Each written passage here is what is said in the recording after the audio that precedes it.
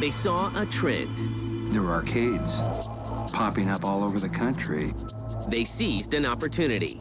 They could put multiple games in one cabinet and make more money off of that one cabinet. That was a tremendous leap forward in the arcade business. And pushed the envelope. Another ad was an ad where it had a picture of 2 steel balls on one side. There was text that said, "You need a set of these to play one of these." And that caused a lot of controversy. The Neo Geo was just light years beyond what any other console could do. They took their licks. Odyssey decided to pull the plug on them. They killed SNK 2000. But kept coming back for more. What we have done was to relaunch SNK. This is the story of the life, death, and resurrection of SNK.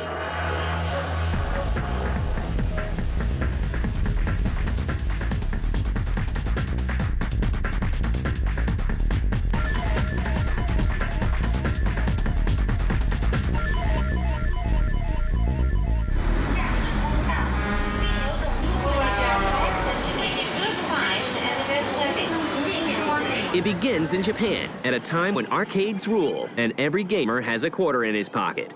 There were arcades popping up all over the country, and in the morning when the arcades would open, there'd be lines of people trying to get in to play Pac-Man or Space Invaders. It was a great time to get involved in this industry.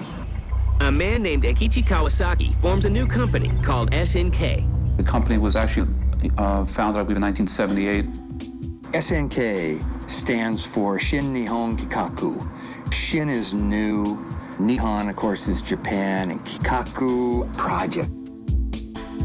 The Osaka-based company wastes no time getting into the arcade business and releases Ozma Wars in 1979. Safari Rally is released in 1980, and the company makes a splash with Vanguard in 1981. Vanguard was a space shooting game, and it was very popular. It was probably our second or third game that we published here in the U.S. for the arcade. SNK survives the crash of the arcade in the early 80s, and by 1986, it has a lineup of 23 arcade games, including Mad Crasher and Ikari Warriors. The setting is a jungle where a plane has crashed. And the objective of the game is to defeat the gorillas while trying to escape unharmed. Ikari Warriors was really popular for a couple of reasons. The controller was very unique. It was an 8-way joystick, but it also had the ability to rotate 360 degrees. It had the 360-degree rotation, as well as the 8-way capabilities, and nothing like that had ever been seen before. People loved it. It's a great game. At that time, Rambo was very popular, and I was told to change the character to Rambo. So I had to make the upper half of the body naked and change it to a Rambo-like character. Meanwhile, the release of the Nintendo Entertainment System in 1985 jumpstarts the home market. Nintendo came out with their first home system, and that just blew everybody away.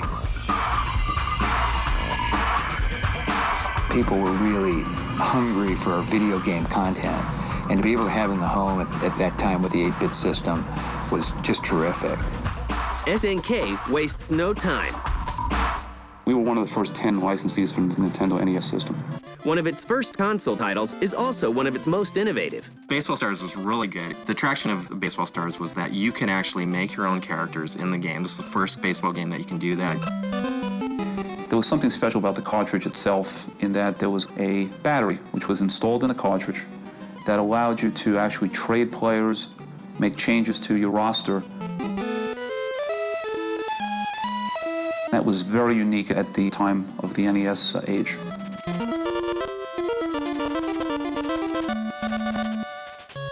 Arcade hits such as Ikari Warriors are also ported to the NES, and to help gamers make it through the game, a secret code is included. Ikari Warriors was a long game. There was a lot of content, a lot of levels to get through. If you were 2/3 of the way through the game, you lost your life. In the Japanese version, you went back to the very beginning.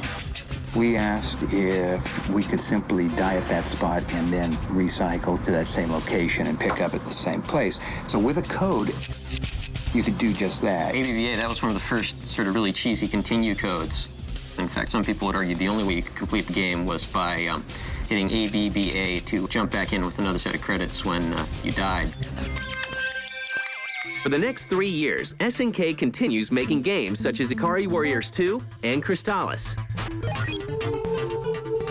But the next generation of game consoles is just around the corner, and with some help from SNK, the line between home systems and arcades will be blurred forever.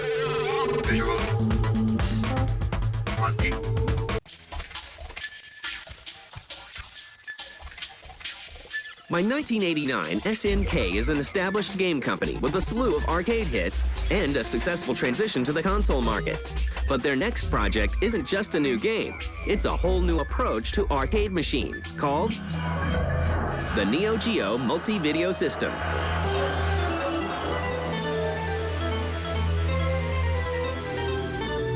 The company had a tremendous opportunity when it developed the Neo Geo arcade system, which essentially said on this piece of real estate in an operator's studio, it could have a 2 or 4 multiple game unit making money on one piece of real estate, and that was a tremendous leap forward in the arcade business.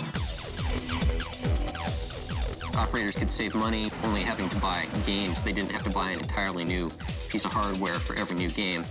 They could put multiple games in one cabinet and make more money off of that one cabinet.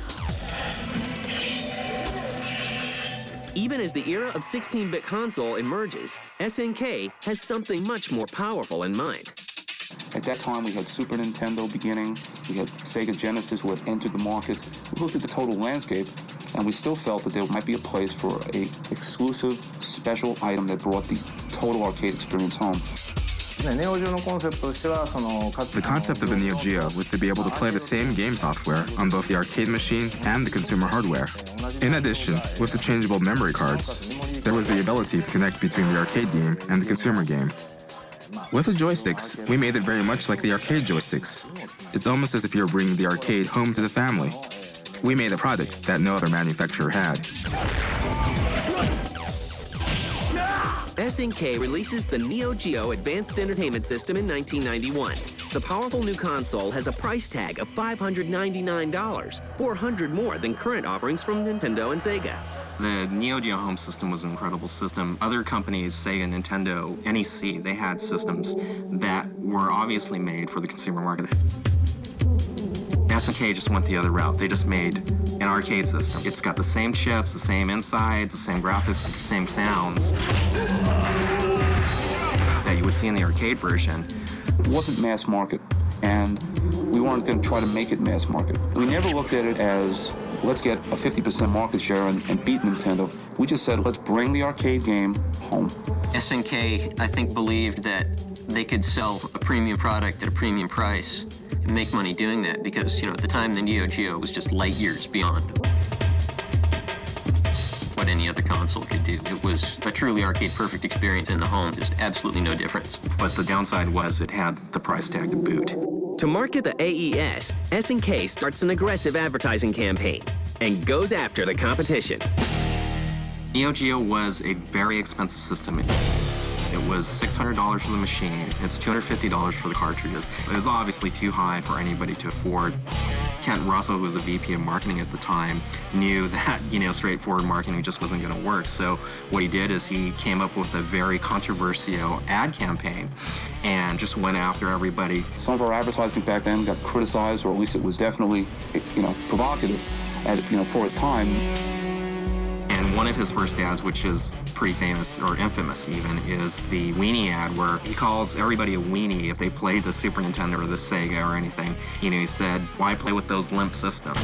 Be a hot dog like the Neo Geo. Because we knew our engine was stronger. It was the most powerful engine available, and we wanted to advertise that. So the advertising really was, do you want a weak system or do you want the strongest? It was bigger, better, like the big dog. Another ad later was an ad where he had a picture of 2 steel balls on one side, and on top of the steel balls, there was text that said, you need a set of these to play one of these, and that caused a lot of controversy. And that's what he wanted to do. So he wasn't necessarily considered very classy, but he got done what he wanted to do. With their powerful new system out in stores and in arcades, SNK leaves their fate in the hands of gamers.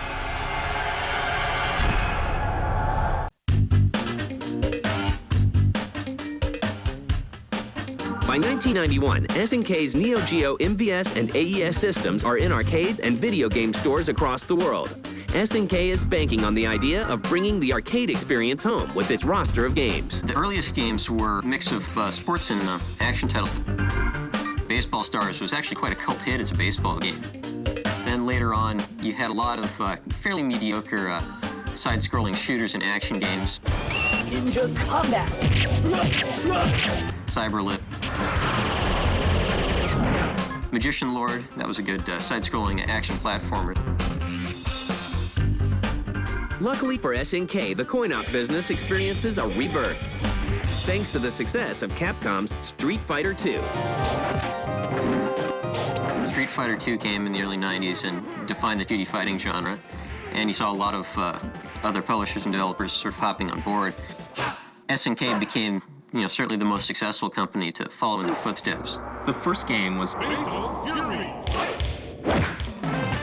Fatal Fury. It was the first kind of one-on-one fighting game that we had for the Neo Geo. It had very good success.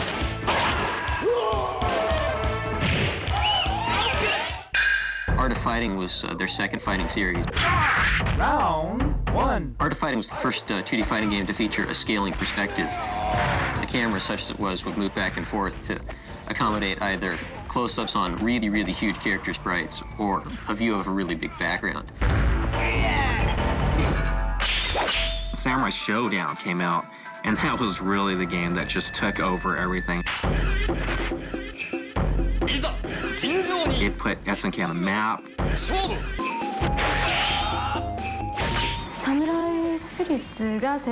One factor contributing to the success of Samurai Shodown was the one-on-one fighting, and the setting was not present day, but it was way back in samurai days.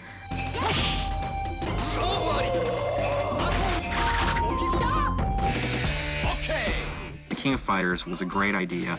It took all of SNK's intellectual properties from SNK's past and put them all into one game. And it also created a new fighting system where you would pick 3 characters and you would fight them each separately on a team, one after another until each of them died off, and then whoever would have the last guy standing would be the winner.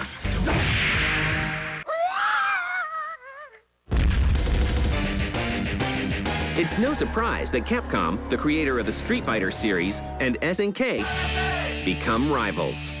I would say we were friendly competitors.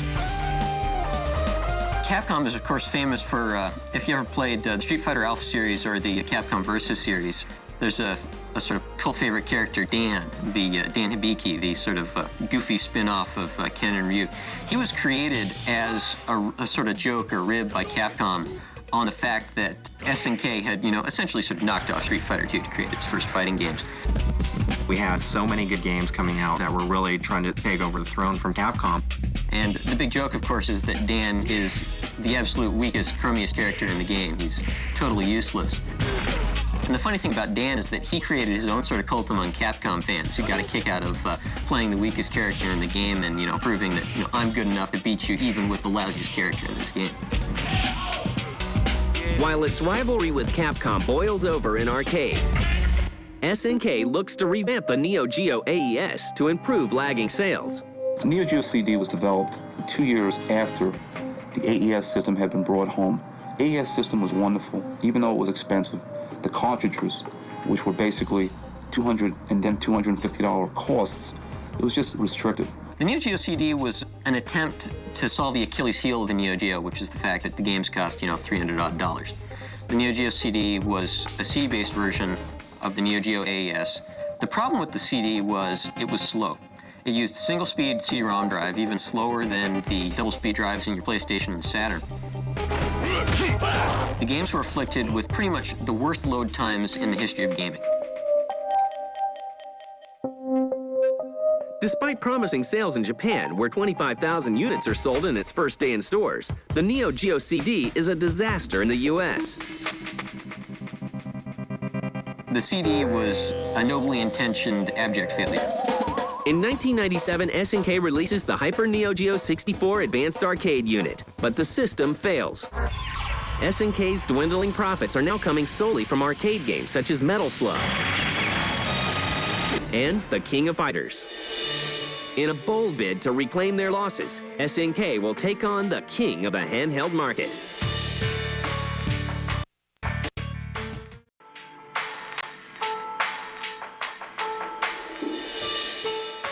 It's 1998. SNK is still reeling from poor sales of the Neo Geo AES, the disastrous launch of the Neo Geo CD, and the failure of the Hyper Neo Geo 64. But that doesn't stop them from taking on Nintendo in the handheld market. SNK had a shot. SNK had pretty solid software support for the Neo Geo Pocket Color.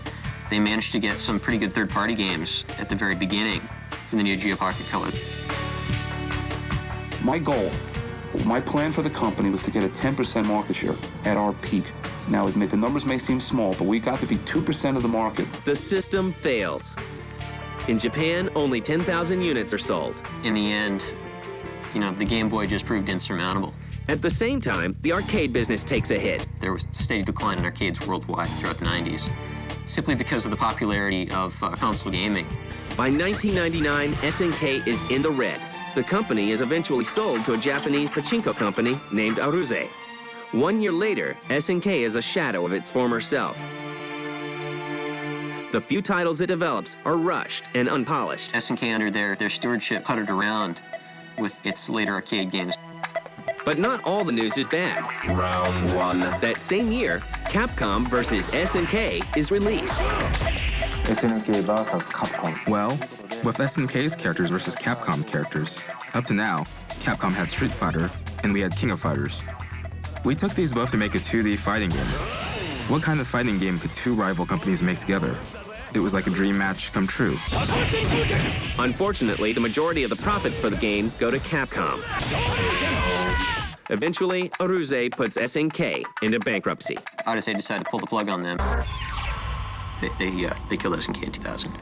By October 22, 2001, SNK no longer exists. But the company doesn't stay down for long. Our chairman from day one, Mr. Kawasaki, it's really his company. When he had the opportunity to get out, he opened Playmore.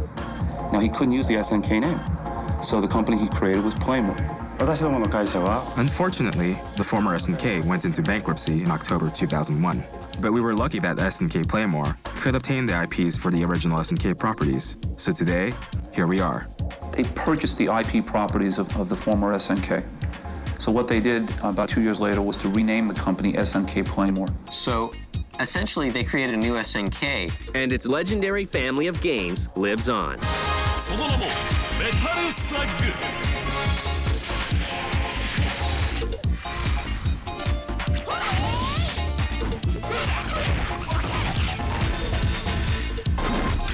They still have that cult following that will keep following them as long as they keep making the games that are their signature. In the future, of course, we aim to have new platforms for the King of Fighter projects. For example, Maximum Impact is out on the home consoles. The King of Fighter series has made the transition into 3D. Naturally, I think that here on out, it's our duty to evolve our products. So that's the direction I think we'll go.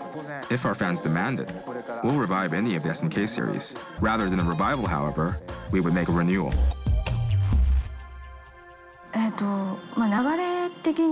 We wanted to see how King of Fighters would look in 3D, and that was the start of it. It wasn't that the market was demanding that we change to 3D or anything like that. And for the most part, when we're making 3D visuals, it's better suited for the consumer market rather than the arcades. So we made it specifically for Maximum Impact on PS2. We'll be bringing SVC Chaos, which is SNK versus Capcom, to the Xbox, and it will be fully live. From now on, we'll continue the sequels and also make original titles. And while the company is at the tail end of a wild ride, there is no denying its impact on gaming history. Boy, do they have a huge following. I mean, even to this day. Underdogs definitely draw their sort of cult following. I mean, on eBay, some of the old cartridges, which we sold originally for $200, going, for thousands of dollars. Not to underestimate the fact that they were really a force for technological and economic innovation in the arcades. For me, when you say SNK, the first thing that comes to mind is not a particular game title per se, but an image that this is the only company that can offer hardcore games.